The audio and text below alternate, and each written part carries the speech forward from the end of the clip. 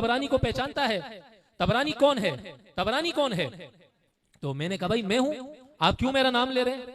फरमाया भाई मैं अपने घर में आराम कर रहा था कि मुझे ख्वाब में जनाब रसूलुल्लाह सल्लल्लाहु अलैहि वसल्लम आए और मुझसे कहने लगे कि मेरा मेहमान तबरानी मेरे घर में, मेरे मेहमान खाने में मौजूद है, मेरी मस्जिद में मौजूद है, जाओ इसकी जरूरत को पूरा करो, जाओ इसकी जरूरत को पूरा करो।